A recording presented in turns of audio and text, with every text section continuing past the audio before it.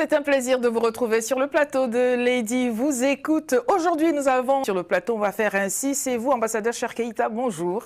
Bonjour Lady, je suis très heureux d'être sur votre plateau. Merci à vous d'être revenu. On s'est vu sur le plateau de Lady vous écoute il y a au moins 3 milliards d'années. Oui, bon. c'est vrai. Oui, parce que, n'est-ce pas, Lady vous écoute depuis 2008 et vous pouvez nous écrire ladyvousécoute@gmail.com. Monsieur Keïta, vous êtes ambassadeur de World Union of Small and Medium Enterprises. Vous nous en direz tant, oui. Mais vous avez d'autres cordes à votre arc. On reviendra sur cela tout à l'heure. Amis téléspectateurs dans Lady vous écoute, des sujets qui se croisent à l'intersectionnalité de tout cela.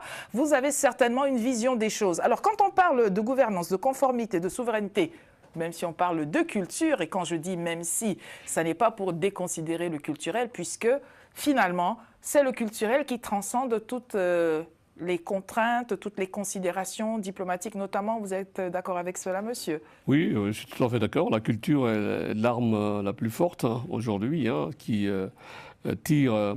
parce que quand on parle de soft power des pays, on oublie souvent que la culture est l'élément principal, l'élément très puissant pour tirer plus haut les pays et donner une chance, une visibilité à nos jeunes pour demain. Donc il faut avoir un socle culturel avant toutes sortes de choses. Qui se mal gouverne mérite le gouvernant qu'il a. Oui, ambassadeur Cheikh Keïta, vous avez la parole. La gouvernance est très large. Vous savez, la gouvernance, on ne peut pas parler de gouvernance sans parler de souveraineté, parce que c'est l'autoroute qui mène tout à fait à la souveraineté. La gouvernance est pluridimensionnelle, puisque quand on voit aujourd'hui l'arrivée de la révolution digitale nous amener assez de bien, mais ça nous amène aussi assez de quiproquos et beaucoup de problématiques dans nos vies.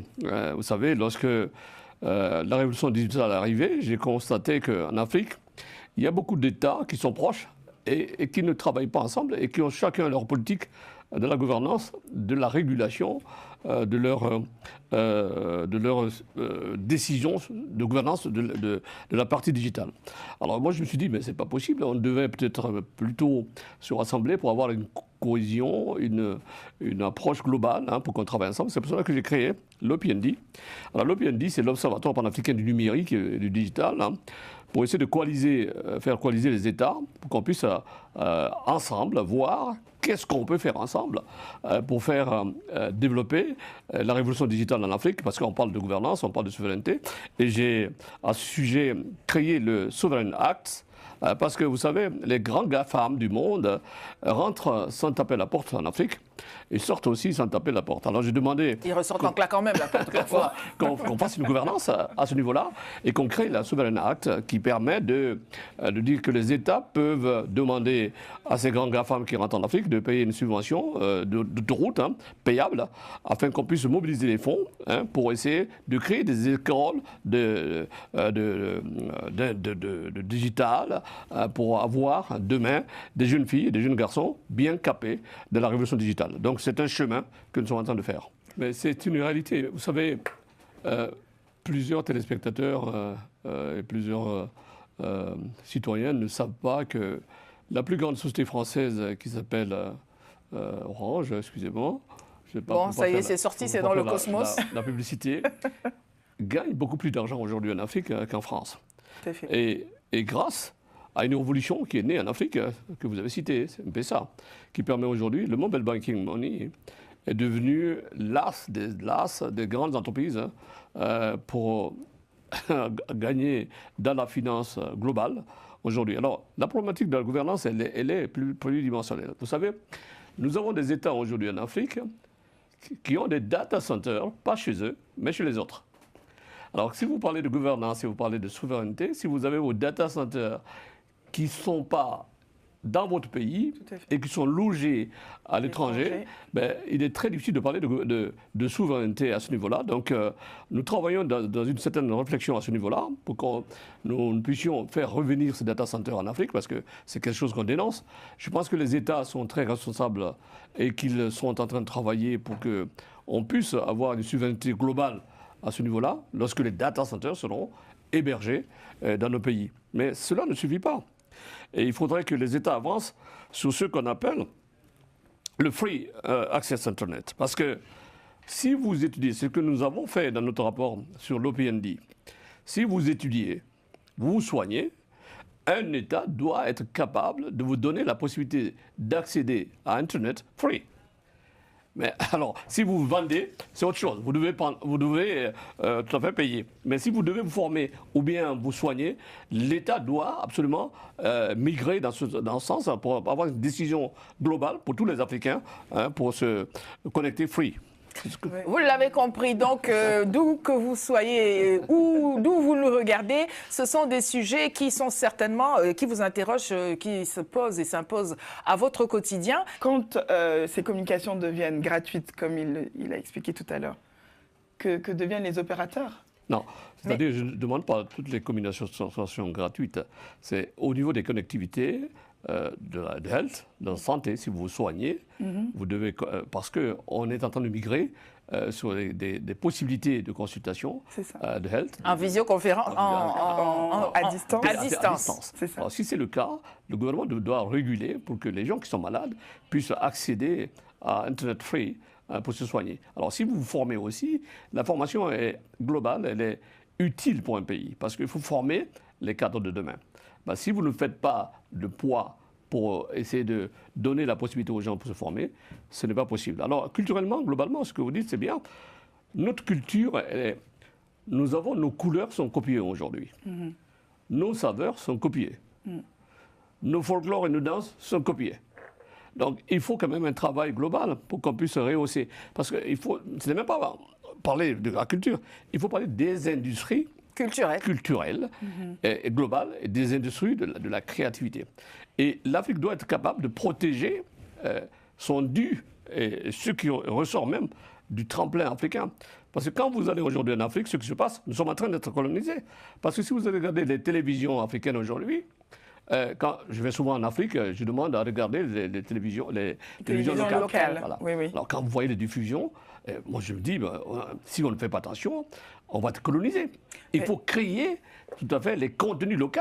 C'est ça. Il faut que l'État mette un doigt sur cela pour dire, voilà, si nous devons vivre et puis avancer, il faut du contenu local. Alors, à la décharge de ces États-là, et amis téléspectateurs, écrivez-nous pour nous le dire, certainement que vous voulez avoir des contenus qui ne sont pas ce que vous vivez déjà et vous avez envie d'avoir accès à ce qui n'est pas cela.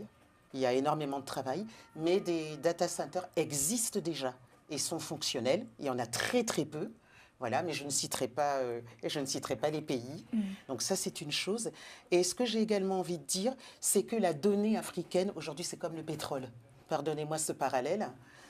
Est-ce qu'on va accepter, puisque 80% du trafic des données africaines, c'est dans des data centers étrangers. Alors, est-ce qu'on va accepter que la donnée africaine, c'est-à-dire la matière première, soit exploitée et valorisée à l'étranger? C'est la question, me semble-t-il, très humblement, que chaque Africain doit se poser. L'Afrique ne s'enrichit pas avec les données. L'Afrique crée des données. Avec quoi s'enrichit-elle précisément, d'ailleurs? L'Afrique crée les données. C'est ça. Et les autres s'enrichissent avec des données. C'est ça. Avec quoi l'Afrique s'enrichit-elle? L'Afrique s'enrichit aujourd'hui de ce qu'elle vend culturellement, parce que la culture, elle est globale. Et puis, elle s'enrichit de tout à fait des réserves minérales et autres. D'ailleurs, un sujet global. J'ai été invité sur une télévision où nous avons parlé des mines. Moi, je dis à tous les pays africains, depuis que nous avons une indépendance, nous vendons en brut nos matières premières. Il faut changer le système. Il faut renégocier avec tous nos partenaires qui sont en Afrique pour essayer de créer des usines de transformation sur place. Il faut arrêter aujourd'hui ou demain la vente de nos matières premières. L'Afrique a-t-elle les moyens de sa politique? Parce que quand vous dites, vous parlez de transformation, mesdames, vous pouvez réagir, bien évidemment. Il faut à la clé il faut négocier. Alors, j'aimerais quand même, si vous êtes d'accord, amis téléspectateurs, et vous aussi sur le plateau, qu'on rentre, on a dit de mettre les pieds dans le plat, qu'on parle quand même d'un sujet qui concerne tout le monde, ou tout du moins qui nous pend au nez, c'est la santé. Et quand on parle de santé, il faut pouvoir avoir accès aux soins. Et quand on parle des soins, on parle des médicaments. Et, ambassadeur Cheikh Keïta, vous avez aussi, entre autres engagements, ce sujet-là. Qu'avez-vous envie de partager avec nos téléspectateurs et vos panélistes sur le plateau? C'est un vaste sujet parce qu'il y a 7 ans, j'ai un ami qui a perdu sa femme avec des jumeaux parce que tout simplement, elle était tombée malade la nuit, le week-end, elle a eu des saignements et le lendemain, c'était dimanche. Elle a envoyé son chauffeur acheter des médicaments. Son chauffeur, les pharmacies étant fermées, est parti au marché acheter ces médicaments-là. Elle est arrivée avec les boîtes sont pareilles. La dame, elle a conseillé ces médicaments et ça a aggravé sa situation. Elle est décédée après. Okay. Alors, je suis toujours peiné à expliquer cette problématique parce qu'elle est totale, elle est grandiose en Afrique. L'Afrique, notre continent belle, grande, historique, elle est infectée depuis des années par des réseaux criminels qui inondent le marché par des faux médicaments. Alors, j'ai fait une enquête globale déjà sur l'Afrique et j'ai constaté que c'est ahurissant, mais l'Afrique, on achète beaucoup plus cher les médicaments que tous les pays du monde. Alors pourquoi? Parce que quand le médicament sort à 1 € à l'officine, à l'usine, ben ça arrive en Afrique à 5 €, exemple, parce que les chaînes de distribution, tous les traders mettent une couche de leur commission dedans. Donc ce qui fait que le médicament arrive en Afrique cher. Et à la pharmacie centrale aussi qui distribue, met aussi sa couche, parce qu'il doit gagner quelque chose. À la pharmacie aussi, c'est pareil. Alors conclusion, une femme qui a 2 enfants, 3 enfants, 4 enfants, qui ne travaille pas, mais n'ira pas à la pharmacie pour acheter ses médicaments, puisqu'elle n'a pas ses moyens. Qu'est-ce qui lui reste? C'est le marché. C'est le marché. Donc elle se dit, bon, comme je vais acheter... Comme on disait chez nous, la pharmacie du poteau. Et le marché, c'est un piège. C'est ça. Parce que les réseaux criminels infectent nos marchés aujourd'hui par ces médicaments, faux médicaments. Alors qu'est-ce que j'ai fait une étude dessus, qu'est-ce que j'ai fait? Je dis, bon, il faut une initiative. Un citoyen doit regarder la problématique et apporter une solution possible. Alors j'ai créé l'initiative CEFMA, CEFMA, ça veut dire la coalition pour l'éradication des faux médicaments en Afrique. Donc l'idée c'est quoi? L'idée c'est négocier avec tous les grandes entreprises du monde qui fabriquent ces médicaments pour dire voilà, pour retrouver votre part de marché perdue par les faux médicaments, nous allons travailler ensemble pour générer l'initiative CEFMA qui consiste à signer des accords avec les États pour mettre en Afrique des usines d'assemblage. Je dis bien des usines d'assemblage. Parce que usine de fabrication de médicaments en Afrique, c'est entre 150 à 200 millions, 300 millions de dollars. Donc c'est trop cher. Mais quand on fait l'assemblage, pardonnez-moi de vous interrompre dans votre exposé, quand bien même l'assemblage se fait en Afrique, est-ce que cela garantit que le contenu... Oui, parce que les molécules qui seront amenées en Afrique pour cet assemblage, par exemple, si vous prenez par exemple, de l'iprane, vous avez beaucoup de molécules dedans. Alors, si vous avez tous ces molécules-là, vous avez dans un conteneur qui arrive en Afrique, avec la société qui a l'usine d'assemblage, nous allons former les filles et les garçons d'Afrique pour travailler dans ces usines d'assemblage afin que les molécules soient tout à fait conditionnées en Afrique pour que le médicament soit moins cher. Et en ce moment, c'est une solution pour lutter. Pour que le vrai médicament soit cependant abordable. C'est ça. Alors, mais sait-on si dans le cas de la pharmacopée, il n'y a pas de charlatan, pour parler clairement, parce que un peu de poudre de perlimpinpin dans un liquide un peu douteux, il ne faut jamais que ce soit clair parce qu'on n'a pas l'impression que c'est actif. Non, mais sérieusement, alors que faut-il faire? À quel sein faut-il se vouer? Il y a des charlatans partout, mais je voulais rebondir à ce que Madame disait sur l'automédication. Nous allons compléter notre démarche pour l'initiative CEFMA, pour la mise en place d'un outil d'aide à la décision, qui sera une plateforme qui sera sur le téléphone de tout un Africain.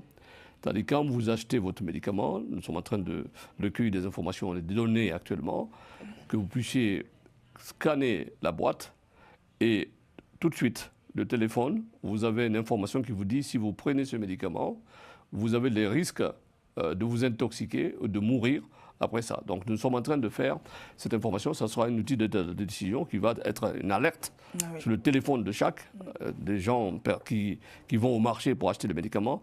Tout ça, ça donnera le bon sens aux gens pour qu'ils puissent éviter d'acheter ces médicaments au marché. Mais c'est une solution, oui, mais la solution, c'est la prise en compte de cette problématique par les États. Parce que les médicaments ne tombent pas du ciel. Les faux médicaments, ça ne tombe pas du ciel. Et ça ne pousse pas en Afrique. C'est quelqu'un qui le met dans le bateau. Et qui les fait rentrer. Mais c'est quelqu'un qui achète et qui donne l'autorisation. Nous revenons à notre sujet. Mesdames, je disais tout à l'heure, nous ne voulions pas pourtant parler de gouvernance politique. Et comment peut-on donc apporter une explication au fait qu'il soit des médicaments frelatés, qui arrivent dans certaines contrées qui doit faire quoi? Dans un pays, il y a des portes d'entrée. Dans chaque pays a sa porte d'entrée. Vous avez les frontières terrestres, vous avez les frontières aériennes, vous avez les seaboard, les ports, avec des bateaux. Vous avez les frontières aussi autres, qui ne sont pas reconnues, mais il y a beaucoup d'entrées dans un pays. Tout à fait. Un État doit être souverain à tous les niveaux. C'est-à-dire contrôler l'entrée dans le pays. Et puis, il faut qu'on forme les douaniers qui sont dans ce pays, qui sont dans la répression des fraudes. Parce que si vous avez un douanier ou 3 douaniers qui sont des sous-fifs ou des recrutés par la mafia qui introduit ces drogues dans le pays. Ou qui n'ont pas reçu de salaire et qui essaient de trouver une solution dans quelques magouilles. La décharge des organismes, des institutions et même des personnes qui participent à cet exercice-là, ne faut-il pas, on va finir par parler de gouvernance politique, en fait, en réalité. Nous sommes déjà en train d'en parler. Oui, parce qu'à un moment, quand même, si les gens ont recours à des plans B, et même jusque Z, toutes les lettres de l'alphabet y passent, n'y a-t-il pas un problème quelque part? Lydie, en Afrique aujourd'hui, sur cette problématique-là, nous perdons entre 150 à 200 000 personnes par an à cause de ces faux médicaments. Voilà. La gouvernance doit être globale et qu'un État qui choisit de travailler pour rehausser son pays à un certain niveau doit prendre des décisions adaptées pour lutter contre ce fléau. Parce que ce n'est pas simplement les personnes adultes qui meurent, mais nos enfants aussi meurent. Et c'est l'avenir de demain dans nos pays. Il y a des pays qui ont commencé à faire une répression de ces secteurs-là, comme la Guinée, tout dernièrement, à balayer tous les marchés et à interdire l'exposition de ces médicaments. Il faudrait qu'il y ait un suivi pour qu'on puisse éradiquer complètement la vente de ces médicaments en Afrique. Alors, il y a un sujet global. Il y a des gens qui disent aujourd'hui, moi j'ai fait un travail avec les ingénieurs d'informatique parce que j'ai un lobby que j'ai créé des ingénieurs d'informatique, des geeks et autres scientifiques dans le digital et dans l'intelligence artificielle. Nous sommes en train de réfléchir, est-ce qu'il ne faut pas mettre en place une ordonnance digitale? C'est-à-dire l'ordonnance ne permet pas à quelqu'un, parce que ce qui se passe aujourd'hui, vous donnez une ordonnance à quelqu'un, ben, s'il n'a pas le moyen d'acheter le médicament à la pharmacie, mais il va avec l'ordonnance, il connaît le nom du médicament, il va au marché. Il va chercher son médicament au marché. Voilà. Alors, si l'ordonnance est digitale et que le pharmacien a simplement, lui seulement, il peut lire l'ordonnance digitale a aussi une possibilité pour qu'on puisse rassurer que les gens n'iront pas. Il faut trouver une solution pour que les gens n'aillent pas au marché pour chercher ces médicaments-là. Oui. Pour réussir dans la santé, nous devons extraire de nos traditions, tout ce qui a marché pendant des siècles. Voilà. Nous avons des acquis. C'est ça. On ne peut pas mettre tout à la poubelle et dire que c'est chez les autres que c'est bien. Voilà. Il faut faire un mélange de tout ce qu'on a et ce qu'on a reçu d'universel, de scientifique, la médecine globale, la médecine internationale, est mixée à notre médecine. Il y a des soignants, moi je connais des soigneurs qui sont aujourd'hui reconnus de la pharmacopée en Afrique et qui sont des très bons tradis praticiens. Qui sont bien. Les États doivent relever le défi de porter tous ces tradis praticiens à une table où on peut se soit reconnus et les certifier pour qu'on puisse prendre en compte tout ce que nous avons. Parce que je disais dans une conférence que les gens pensent souvent que finalement l'Afrique elle est pauvre, elle est toujours en retard. C'est pas vrai. Il y a quelques siècles, nos empires étaient plus en avance que les empires européens Quand vous prenez la charte de Kourkan-Fouga, bon, c'est l'ébauche de la charte des droits de l'homme. On était très en avance. C'est un copier-coller qui ne veut pas dire son nom. Voilà, et les on femmes peut peut-être faire une revendication. Ici, il n'y a pas longtemps, les femmes ont commencé à voter, alors qu'au Manding, les femmes avaient droit de citer, les femmes devaient parler au niveau de la décision de la royauté pour leur décision, pour leur acte civil. On était en avance. On est tellement en avance que des femmes présidentes sur le continent africain, il y en a un peu bien plus qu'ailleurs. Moi, je voulais simplement dire que WUSME, la World Union for Small and Middle Enterprise, a été mise en place pour accompagner les États dans leur directive d'élévation des entreprises pour la création de richesse. Parce que les États ne créent pas de la richesse, c'est les entreprises qui créent la richesse. Tout à fait. Mais alors, ce qui se passe souvent, quand les États ont faim, ils veulent avoir de l'argent, ils taxent les entreprises. Ah oui. Alors, quand ils taxent les entreprises, si vous taxez les entreprises à un certain niveau, il y a l'overdose. Les entreprises meurent.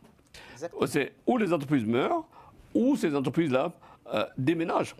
Et quand on tue ces entreprises, on scie la branche sur laquelle on est assis. Complètement. Et surtout les petites et moyennes entreprises. Ou ils déménagent, ou bien ils passent dans l'autre côté, c'est-à-dire ils ne sont plus dans l'informel. Voilà. Et donc finalement, ça c'est un problème. Il faut aujourd'hui avoir la capacité de dire, voilà, si j'ai 3 millions de petites et moyennes entreprises, oui, je dois travailler pour avoir 20 millions de petites et moyennes entreprises dans mon pays. Parce que c'est ce qui crée la richesse. Mais la question n'est-elle pas pourquoi l'État va-t-il puiser dans le porte-monnaie des entreprises? C'est normal, c'est des taxes. Parce que oui, si vous avez une bonne gouvernance, c'est normal que l'entreprise... Mais n'y a-t-il pas de limite? Parce que c'est l'exagération qui pose problème. Le problème, c'est la limite. C'était là ma question. Pourquoi l'État est-il gourmand? Pourquoi les États sont-ils gourmands? Parce que c'est la solution idéale. Mais regardez, nous sommes dans un pays, la France, toujours, il y a des taxes qui augmentent. Et on est tout en train de pomper sur les entreprises. Alors, il y a l'overdose, après, les entreprises meurent. Donc aujourd'hui, il faut conseiller les États à ce que finalement, il y a une limite de la taxation pour que l'État soit reconverti en État qui donne, dans sa gouvernance, qui donne la priorité aux entreprises pour multiplier la vie et la pérennité des entreprises dans chaque pays. Si vous avez 10 millions d'entreprises, travaillez pour avoir 20 millions. Et si l'État réservait justement certains marchés aux entreprises locales... Du protectionnisme donc? Non, moi je dirais de la souveraineté numérique. De la préférence nationale? De la souveraineté. Oui, vous ne m'embarquerez pas très bien. sur ce chemin. C'est ce que vous dites, c'est bien. Parce que finalement, vous savez, lorsque les PPP sont arrivés, les partenariats publics-privés. Oui, c'est ça. Alors, moi, j'ai pratiqué les PPP avec le COM. On est à la combienième de COM, là, parce que... COM France. Ça donne le vertige. Hein. Alors, tous les chiffres vont y passer.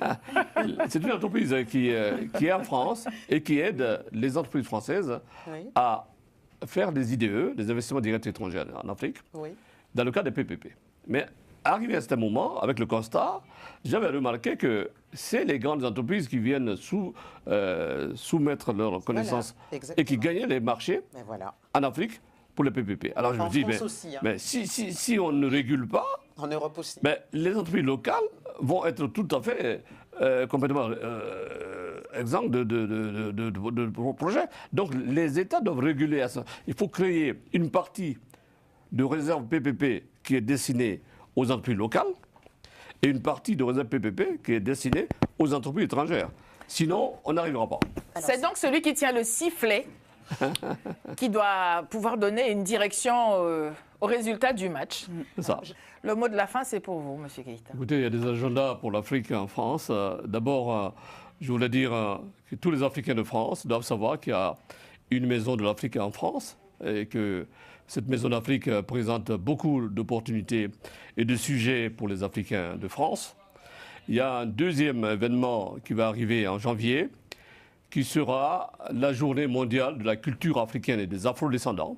Vous savez, nous avons un ami, un frère, qui a mené ce combat-là avec nous. Moi, je suis membre du board de cette organisation, qui est aujourd'hui reconnue pour l'UNESCO et reconnue aux Nations Unies. Donc, le 24 janvier de chaque année, c'est la journée internationale de la culture africaine et des afrodescendants. Donc c'est une occasion de nous retrouver et faire la fête ensemble. Mais soyons alertes, puisque c'est dans la communauté, c'est en faisant une ouverture globale ensemble que nous pouvons aller plus loin. Merci d'avoir été avec nous dans Lady vous écoute. Merci pour votre présence. Merci pour votre fidélité. Amis téléspectateurs, depuis Moustapha Kanté pour la réalisation. À notre édition prochaine. Au revoir.